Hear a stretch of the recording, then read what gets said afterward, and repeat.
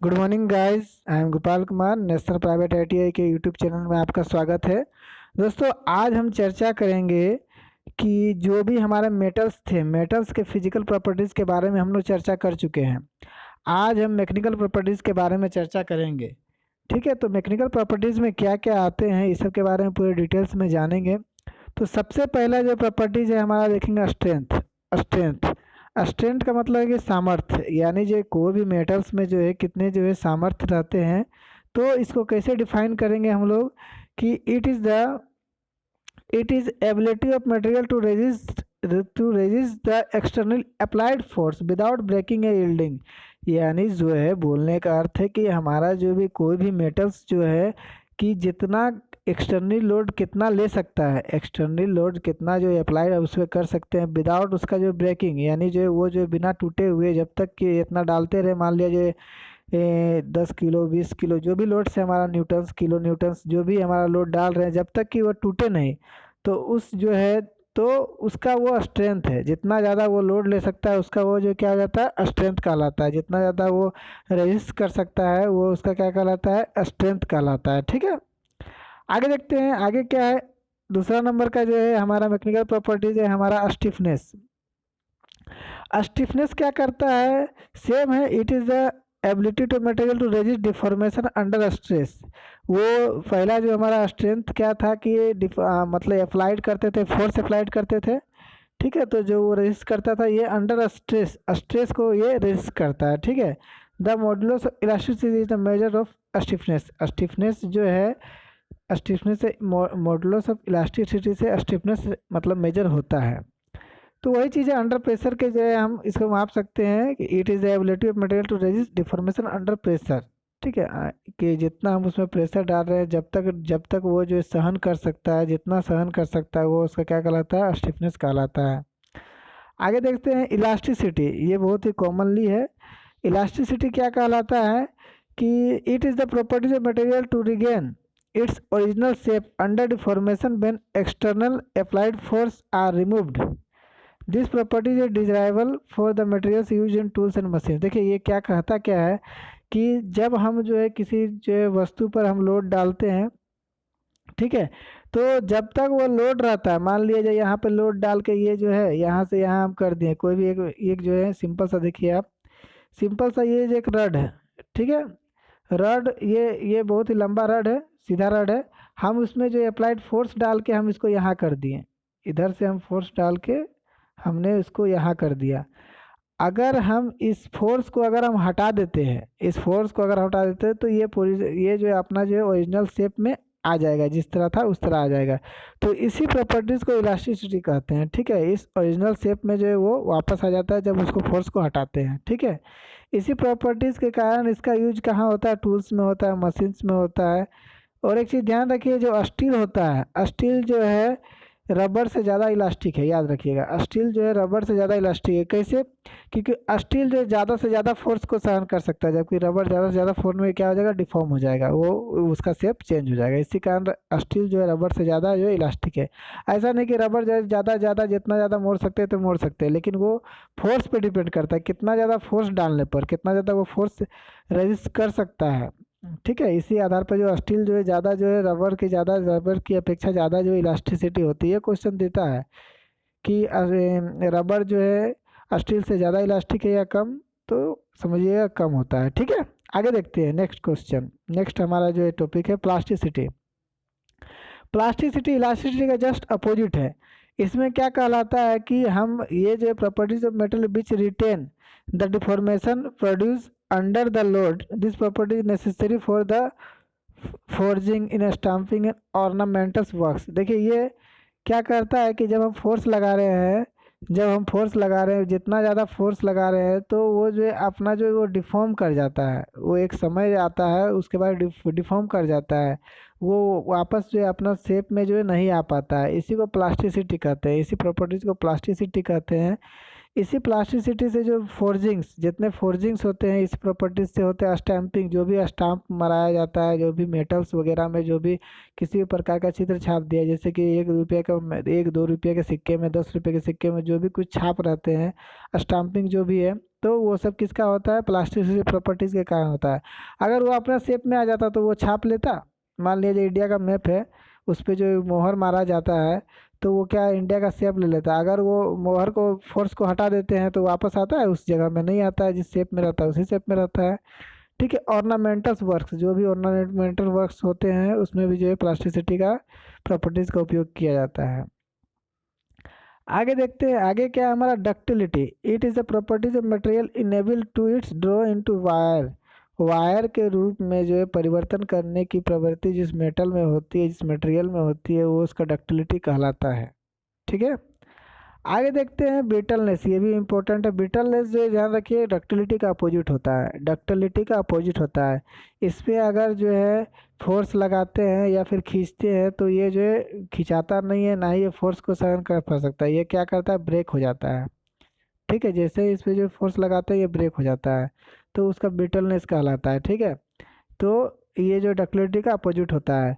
तो यहाँ, ठीक है, आगे देखते हैं नेक्स्ट क्या है हमारा। नेक्स्ट हमारा मेलिएबिलिटी। मेलिएबिलिटी क्या करता है?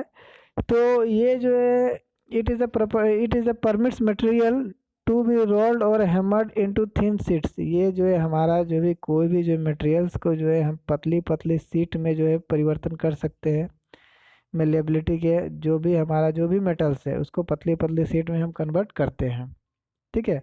हैमर के द्वारा हो, ठीक है, रोलिंग करके थिन मेटल में कन्वर्ट कर सकते हैं, कन्वर्ट। ठीक है। आगे देखते हैं टफनेस। आगे क्या है हमारा प्रॉपर्टीज है? आगे हमारा टफनेस।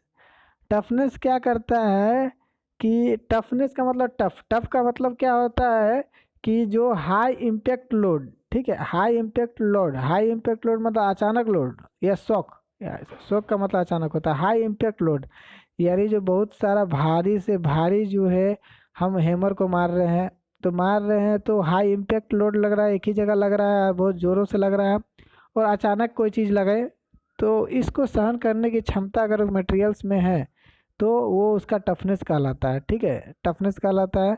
और टफनेस जो है क्या होता है कि जब इस पे हीट डालते हैं, ठीक है, तो ये टफनेस जो है, टफनेस जो मटेरियल का जो है क्या होता है? डिक्रीज होते जाता है। ठीक है। आगे देखते हैं रेजिलेंस। रेजिलेंस क्या कहलाता है? It is the property of material to absorb energy and to resist shock and impact load. यानी जो है properties of material to absorb energy and to resist shock and impact loads. यानी हम मान लिए जो इधर है, ये कोई वस्तु है, इस पर हम लोड डालें, लोड डालने के बाद ये इधर यहाँ रिमूव किया यहाँ पे, तो यहाँ से जब ये यहाँ रिमूव किया तो उसमें जो है क्या हो गया? कुछ जो है एनर्जी एब्जॉर्ब हो गया। कुछ जो एनर्जी क्या हो गया? एब्जॉर्ब हो गया। तो इसी इसी एनर्जी, ये जो एब्जॉर्ब हो गया, इसी एनर्जी को रेजिलेंस कहते हैं। ठीक है। ठीक है। इसी एनर्जी को रेजिलेंस कहते हैं। आगे देखते हैं क्रीप। क्रीप क्या बोल रहा है? When a part is subjected to a constant state at a high temperature for a long period of time, it will undergo a slow and permanent deformation is called creeps।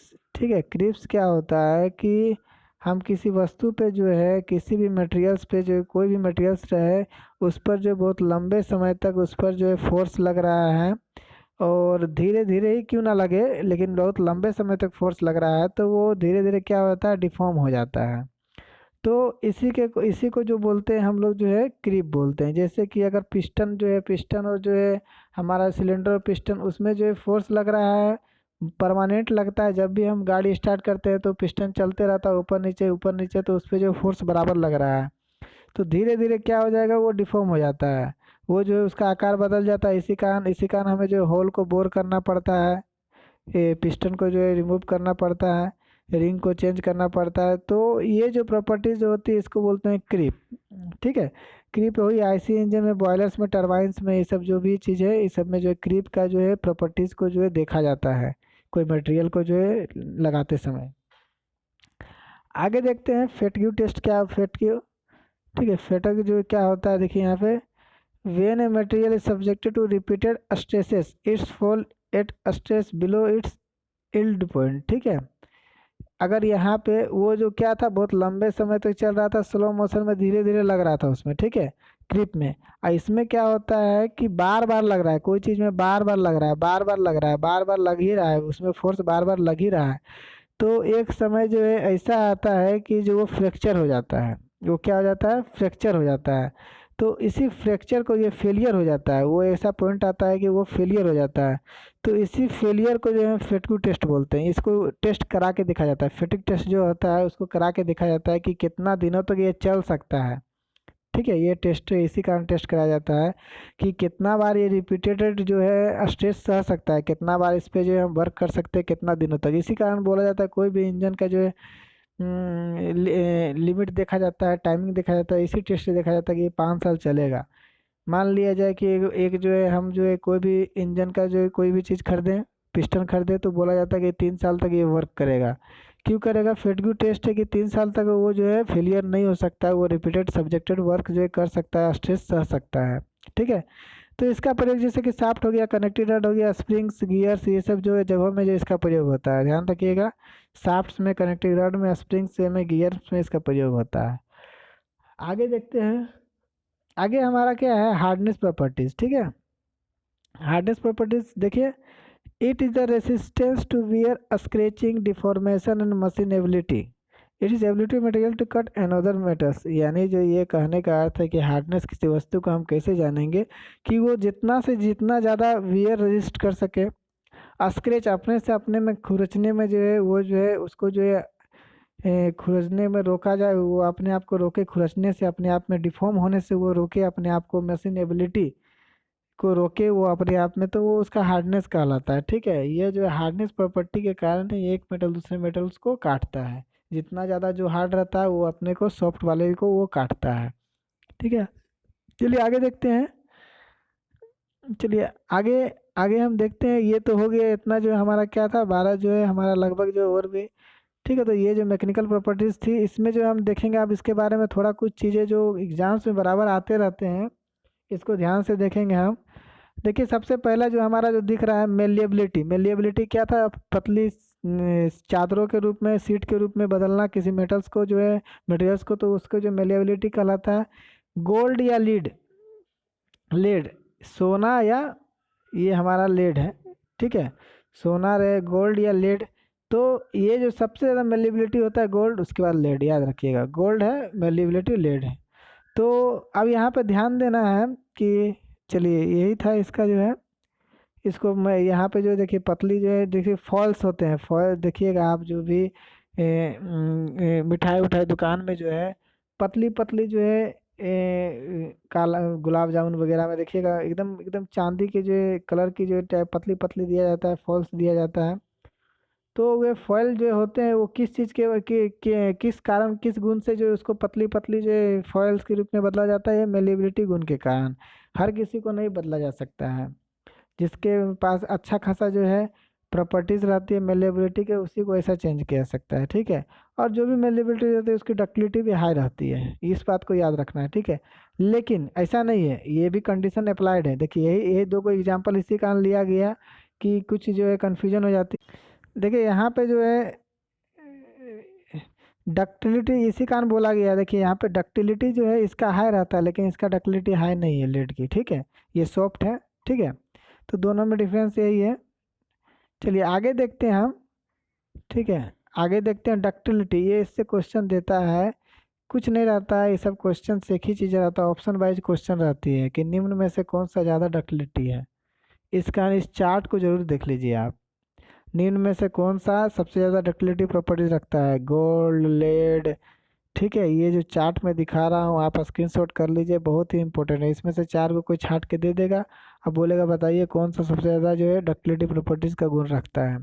तो list में देख लीजिए आप, बहुत ही important कुछ जो है हम मैं बता रहा हूँ, जिसको जो है आप लोग नोन करते हैं, जिसको आप लोग जानते हैं, वो जो आता है एग्जाम्स में। जैसे कि गोल्ड सबसे ज़्यादा डक्टिलिटी, उसके बाद लेड। ठीक है, लेड, तो इसका अंतर हमने बताया था कि गोल्ड जो है क्या होता है कि हमारा जो है डक्टिलिटी गुण है, उसके बाद लेड है। ठीक है, आगे देखते हैं यहाँ पे जो है सबसे, उसके बाद जो है देखिए, उसके बाद जो है हमारा प्लेटिनम। प्लेटिनम भी जो है बहुत ही नॉन, जो है जानते हैं आप लोग। प्लेटिनम पहला गोल्ड हो गया, लेड हो गया, प्लेटिनम हो गया, उसका सिल्वर। सिल्वर को आप लोग जानते हैं, जिसका जो कंडक्टिविटी जो है बहुत ज़्यादा रहता है। उसका देखिए बेनेडियम, उसके बाद टीन, ठीक है, उसके बाद एल्यूमिनियम, उसके बाद कॉपर है, ठीक है। कॉपर का भी जो है क्या होता है, इससे पहले हम लोग जो है फिजिकल प्रॉपर्टीज में डक्टिलिटी, ये कंडक्टिविटी में देखे थे। कंडक्टिविटी में कॉपर का जो है आया था नंबर, ठीक है। तो यहाँ पे देखिए कॉपर हो गया, कॉपर दूसरा नंबर में था। पहला क्या था, सिल्वर, उसके बाद कॉपर था, ठीक है। इसमें देखिए कॉपर सबसे नीचे में है। उसके बाद देखिए, उसके बाद जो है टिटेनियम है, निकेल है, कोबाल्ट है, मैग्नीशियम है, आयरन है। इस सबको देख लीजिए लिस्ट, ये सीरीज बाय चल रहा है, सबसे ज़्यादा से कम होते जा रहा है, ठीक है। ये आता है चार को, कोई दे देगा ऑप्शन में, बोलेगा नहीं कौन सबसे ज़्यादा जो है डक्टिलिटी प्रॉपर्टीज रखता है, ठीक है, याद रखिएगा। स्क्रीनशॉट ले लीजिए, मैग्ने यहाँ स्क्रीनशॉट ले लीजिए, यहाँ पे देख लीजिए आप लोग। यहाँ टंगस्टन हो गया, उसके बाद जिंक हो गया, मैग्नीशियम हो गया, यूरेनियम हो गया, सिलिकॉन हो गया, उसके बाद देखिए बेरिलियम हो गया लास्ट में, क्रोमियम भी इधर है, ठीक है। तो ये जो है कुछ थे हमारा डक्टिलिटी के जो लिस्ट। आगे हम देखते हैं आगे क्या प्रॉपर्टीज है हमारा। टफनेस, टफनेस जो वही चीज़ बताया गया था टफनेस में जो है, लेकिन टफनेस में यहाँ इसी कारण बताया गया है कि टफनेस सबसे ज़्यादा होता किस में, ठीक है। टफनेस का मतलब होता है स्ट्रेंथ और डक्टिलिटी दोनों गुण रहता है। टफनेस में क्या रहता है, स्ट्रेंथ और डक्टिलिटी दोनों गुण उसमें पाया जाता है, ठीक है। तो सबसे ज़्यादा टफनेस किस में होता है, टंगस्टन में, याद रखना है, ठीक है। सबसे ज़्यादा टफनेस किस में होता है, टंगस्टन में होता है। और ऐसा कुछ तो इसमें है नहीं, ठीक है। अब देख लीजिए, आगे देखते हैं। आगे देखिए ब्रिटलनेस। ब्रिटलनेस चीज़ वही है कि डक्टिलिटी का गुण का जो है क्या करता है, अपोज करता है। जिसमें डक्टिलिटी गुण ज़्यादा होता है वो ब्रिटलनेस नहीं हो सकता है, ठीक है। इसका जो जस्ट अपोजिट होता है। तो ब्रिटलनेस जो है सबसे ज़्यादा आता है कास्ट आयरन सिलिकॉन, याद रखिए, कास्ट आयरन के बाद सिलिकॉन्स। तो होता क्या है, a brittle material can be easily broken और fracture by impact. Impact load पड़ने से ये क्या होता है, तुरंत टूट जाते हैं, इसको तो बता चुका हूँ मैं, ठीक है। तो ये देखिए टफनेस का भी अपोजिट होता है, डक्टिलिटी का अपोजिट टफनेस का भी अपोजिट होता है, ठीक है।